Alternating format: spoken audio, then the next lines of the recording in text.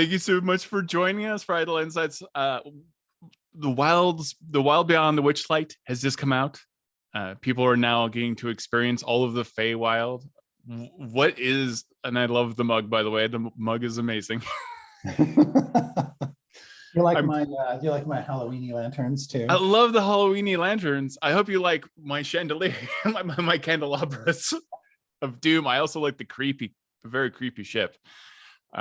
So you're on point, and the cantrip shirt as well. Yeah. What do you think is intrinsic to the Feywild and like capturing the feel of like the look of the monsters? Because the art in this book and a lot of the art that we are converting, like we've converted Spurt to the Feywild. What's important? Like what's important to convert something to the Feywild, or what is the look or the feel of the Feywild to you? To me, it's sort of a happy balance between the grim and the whimsical. There's a charm to the Feywild, I think, and even with some of the more kind of dour imagery, it's charming in a way. And so that's a tough burden for the art to have. But it's if you're really going to capture the Feywild, I think the selling people on the look of it through art is so important. And so for this product in particular, we took care in making sure that the art sort of struck that balance between what I've been calling the cheery and the eerie. Those aspects of it are there. I think in the Feywild, showing that it's not a place with just kind of one mood. You can sort of vacillate between having the sort of fairy tale as cautionary tale, and then the fairy tale as delightful Disney escapism. There is a piece of art, and I hope it's okay that I mention the art. I'm not showing the art, but there is a spider reading a book. Yes, that piece of art by an artist named Magali Villeneuve is one of my favorites because, of course, big giant spiders terrify. Those of us who enjoy the Lord of the Rings movies know that Shelob is one of the most terrifying creatures in that series. At the same time, you have a giant spider reading a storybook to a bunch of little fey critters, or animal critters, and that juxtaposition of the gruesome or the terrifying versus the charming and the benign, I think is really it sums up the Feywild beautifully. Yeah, that's you're right. That's a very specific aesthetic. Is like you can take something very creepy in the Feywild and make it friendly, or take something very friendly and make it very creepy. and that kind of captures that kind of Halloween feel that you and I have been talking about this whole time. Yeah. How dark do you feel this book gets in terms of the Feywild? Because certainly, like Ravenloft, as we've spoken, it can be, it's flat out deadly, and even if you die, that's probably not the end of things. But how dangerous is the Feywild? Even though I know that you can get through without combat. There are parts of it that are very dangerous, and the characters see that through largely through the things that are happening around the hags, who are kind of spiraling around the center of the story, because in the course of this adventure, you encounter a number of creatures who are either working with the hags or have had contact with the hags, and that hasn't gone particularly well. And so you can see the hags at their worst, and the things that they've done to people with whom they've made bargains and stuff like that. It's pretty grim stuff overall. But there's also tangled up in that the idea that if the hags weren't around and mucking things up, things would be a lot better and happier, and maybe you can sort of set things right in that respect. So yeah, I'd say there's some pretty grim stuff. One example I will call out specifically is in, I think it's chapter 4, which takes place in this mountaintop theater, you discover that one of the hags has a contraption that can turn people into masks, which she then there's sort of hangs up on her wall. Like, here's my collection of theater masks. And you don't know when you're looking at them at first that those used to be people. And that's like their visages you're seeing mounted on the wall. That's grim. That's bleak. That is bleak. I want you to know, if I ever see a bunch of masks on your wall, it's going to be noted what you just said. I've always loved that creepiness of like having, I think there's something about the victims just being there all around. It is always terrifying in stories. Right. Yeah. And I can imagine there might be some player who takes a mask off and starts parading around and wearing it like, oh, look at me. I'm so, it's like, dude, that's certainly going to make things kind of upsetting. Inappropriate. Inappropriate, buddy. Far too dark for the group on the regular.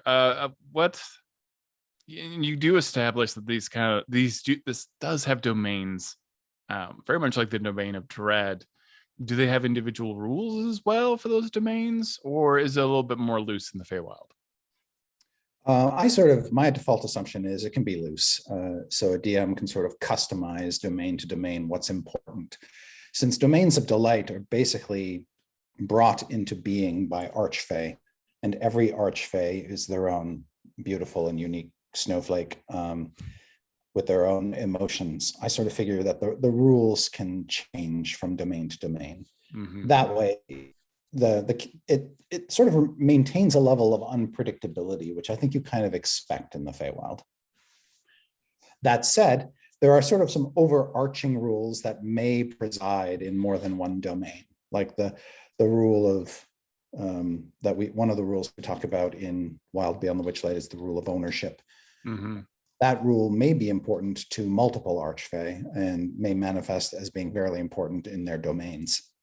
And there's a lot of fantastic, like we have talked about how great the art is. I love that there is if this is spoilery, I will edit it out, but there is a stained glass golem, which have existed before, but it always reminds me of young Sherlock Holmes. Yes. Same. Okay, I was wondering because it just like every time I think of that scene where the guy, like, it's some kind of, he ingests some type of hallucinogen drug and doesn't know it, and then the stained glass window comes to life and hunts him. And that was like the earliest CG in a Spielberg film. So yeah, I will admit that movie did pop into my head when we were putting these things in. Or it was actually, I think, Will Doyle, my co-writer, who wanted them in that part of the adventure. But when I was writing the art order, that movie was certainly in my head. And I love the idea of the glass golem in this story, simply because it's such a colorful, kaleidoscopic creature. But had the art not turned out as well as it did, I'm not sure we would have kept it. But the art is so fantastic. What were your key inspirations for all this? Because we've talked about, Something Wicked This Way Comes. Were there other points, like novels, no matter how obscure, that helped inspire you for the story? Yeah, certainly the Bradbury novel did, as did The Wizard of Oz. I think that if you know The Wizard of Oz, you'll see little nods to that all throughout the story. For instance, the three guides that you encounter in this domain are all riffs on characters from that book and from the movie. But beyond The Wizard of Oz, I can't think of anything that had a huge impact. Oh, there are little things, of course, the Jabberwocky poem by Lewis Carroll. Yeah, that factors into this because we have a creature called the Jabberwock in this story.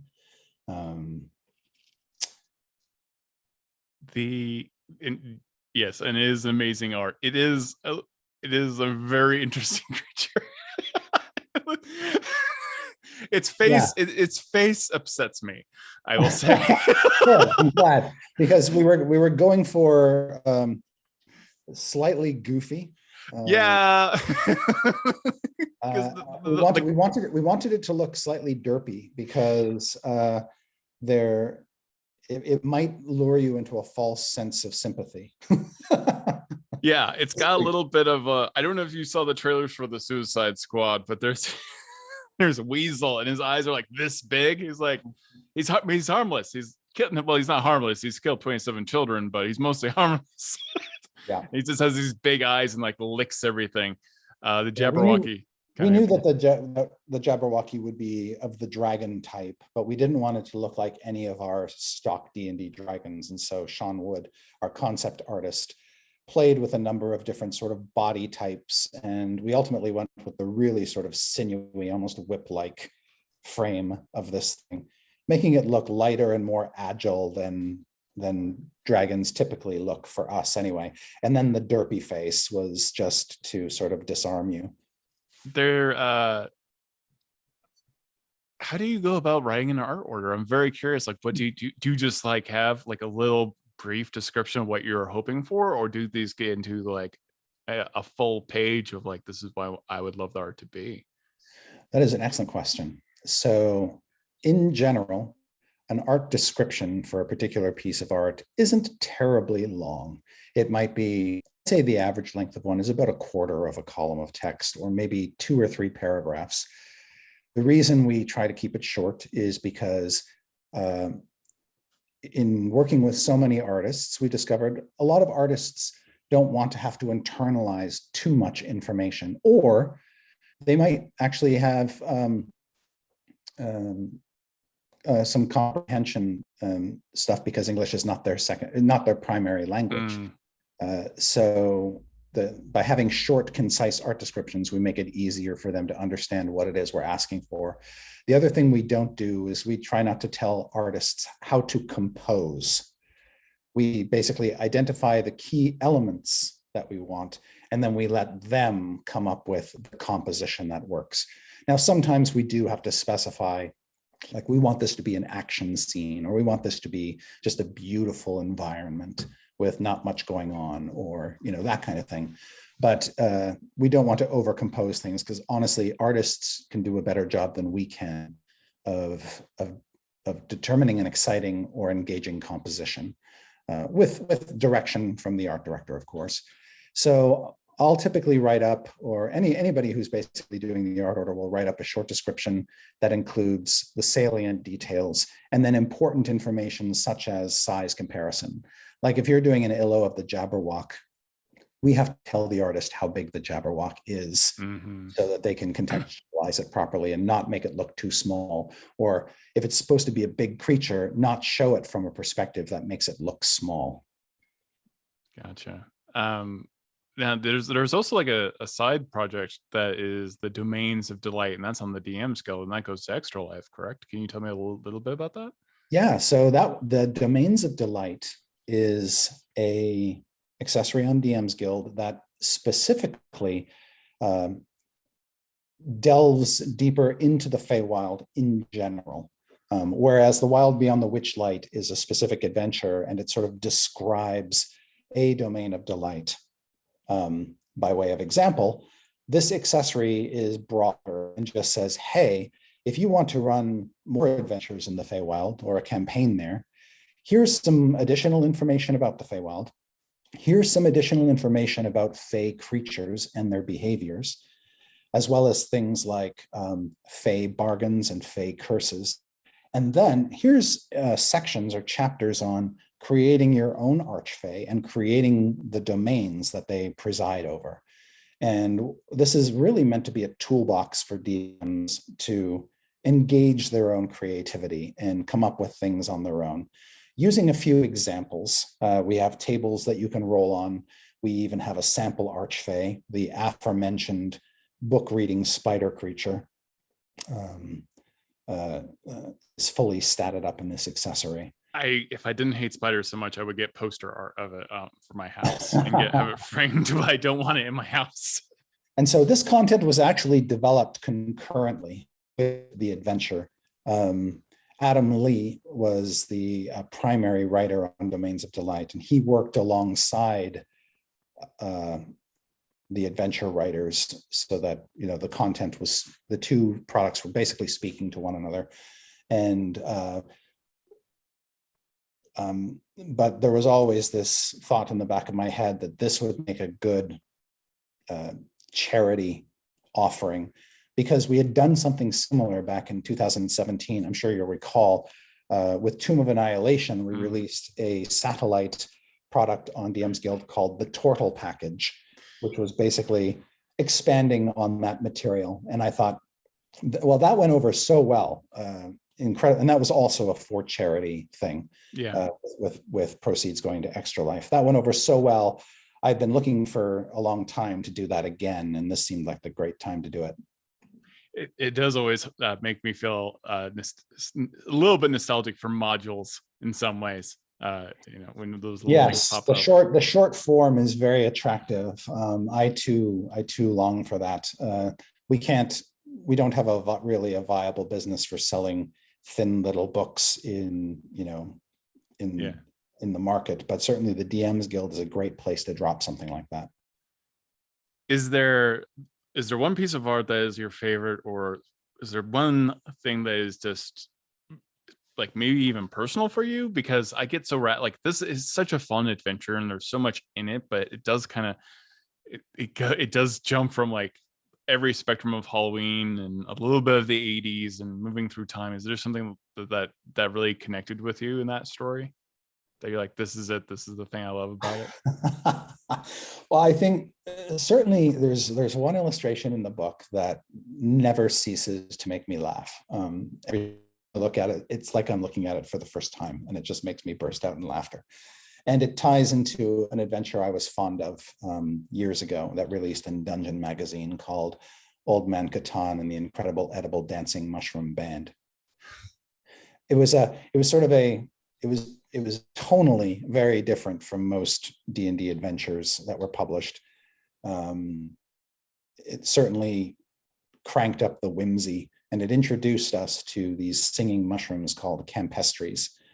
And so when I decided to bring them back in this adventure, I drew up an art order that just says, give me a singing mushroom that looks like, you know, he dropped out of a Disney movie. And then Kate assigned it to Claudio Posas, who's done a number of illustrations for us over the years. And he just absolutely nailed it with the expression. This goofy, happy little mushroom guy. And I can't get over the expression. It is just so perfect. It's too much joy. Yeah. It is. It warms my heart and it fills me with joy every time I see it. And, you know, we need that kind of joy from time to time. And so that to me, it ties to something I loved in the past, but it brings it into the future in a way that I adore. And I'm thrilled to be able to bring that creature back into the game, into the public consciousness, and have other people interact with it the way that I did back in the day. I'm finding that my wife Megan is that for me in like the weirdest ways. She likes looking at old dungeon magazines, and she brought up Spider Horse. She is obsessed with Spider Horse. She made like a Spider Horse Twitter account. So we did a Spider Horse video. Yes. It got to the point where the person who designed the Spider Horse reached out and said, thank you for your appreciation of Spider Horse. I think the opposite of the mushroom may be the frogs. There's two frogs that are in very fancy dress and have very strong opinions.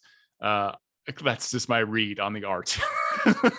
Or are you talking about the Sean Woods art for the Soggy Court? Yes. Yes. There's so that was done as a piece of concept art early on when we first created the idea of the Soggy Court in for chapter 2. And yes, Sean absolutely legitimized it in our mind, and that piece of art was actually a piece of concept art which we love so much. We just asked Sean to take it to final. And of course, it shows the Bullywug King in his ceremonial crown and his whatever that is, advisor or valet or courtier or footman or whatever beside him with the monocle. It's just it's so absurd, right? And then the baby alligator. There's a little story around that. We almost forgot to put the baby alligator, a crocodile, in the adventure. It wasn't until I was reviewing printouts with the art on the page, finally, that I said, oh, you know what? Somehow this little guy didn't get in. And so I quickly shoehorned in a little write-up for Snoodles, or Snoodle, I guess his name is, to make sure that if you see it in the art, you also see it in the text. And yeah, you probably can't say yes, I get bored of this, but do you ever get bored of, like, you write something and then the artist shows you something back, and does it ever get like, to me that would be endlessly amazing. It's never tiresome either way. It's never tiresome to get a piece of concept art and then write it in and make it a thing, and it's never tiresome to see something you wrote visualized. It's honestly one of the best, if not the best or second best part of my job, is seeing a piece of art where someone has basically visualized what was in my head or gone beyond what was in my head and just sort of blown it out of the water. Is it getting weirder now? Because now it's like showing up in D&D video games, like creatures that you have written about, or even characters that you've played for like 10 minutes before they got squished and years later become a Fey version of your character that you played. I'm so busy with the stuff I'm doing that I rarely even notice that that's happening, until somebody points it out to me and says, hey, did you know there's this video, somebody did an animation of Spurt, and I'm like, really? What? That thing still cracks me up. Like I will never be bored of it ever. No, it's one of those things which you can just watch that YouTube video over and over and over again of the animation to our voice track, basically, and it never stops being hilarious. I mean, you need to start at you can quit, you can leave all of this D&D behind and just become a voice actor now. I could, but it's just so absurd, right? And honestly, when I go back and I watch stuff like that, I forget that I did that voice. Like, I'm just listening to, it's like I'm listening to some other voice actor doing it. I'm like, oh no, wait, that's me. That's me making that stupid voice. It's kind of like when you're running a good D&D game. I will not remember what happened. Like, I will have to ask my wife, was that a good game? I don't remember, because my head is like melting and my brain is oozing out of my ears. And I'm like, everyone seemed to have a good time, but is this dangerous? Using this much CPU energy for 2 hours? Yeah, it sort of reminds me of when I was doing the Acquisitions Inc. games, and people would come up to me years later and say, I love this thing that you did, or this thing that you said, or this quote. And I'm like, did I say that? Did I do that? Was that actually a thing? I don't remember. I remember you walked out and murdered as a Sarac. And I remember, I remember you were like quiet, and then you walked out, and you just, the first joke, just everyone fell down dead, dying of laughter. See, I don't remember. You've just got a switch inside of you. Pretty much, I'm like the evil clown doll in The Simpsons. You just flip a switch and I go nuts, and then you flip it off, and I don't remember a thing. Perfect. Yeah, that's good enough. But in real life too. Yeah. Yeah, right. Pretty much. I'll just avoid hitting your switch. Oh no, I don't know what happened to that Whole Foods. It's something disastrous. Well, thank you so much for your time. If you haven't picked up The Wild Beyond the Witchlight, is a fantastic book. The art is just preposterously cute, and some of the set pieces, especially right there at the end, are just beautiful works of art. They're just so evocative. There's one in particular where it's kind of raining, and it's kind of like the end of the adventure, and it's just like a shockingly good piece of art. So it is a necessary D&D adventure book. I highly recommend. And absolutely beautiful work by our art director, Kate Irwin. Her ball of artists, and of course Trish Yoakum, our graphic designer, who did the page layouts and all the little flourishes that you see. They're just stunningly beautiful. And it does have it does. It's very much you. It's very much your whimsy. It's so good. True So passion project. Fantastic. Well, thank you so much for being on the show. Have a great day. Absolutely. Take care.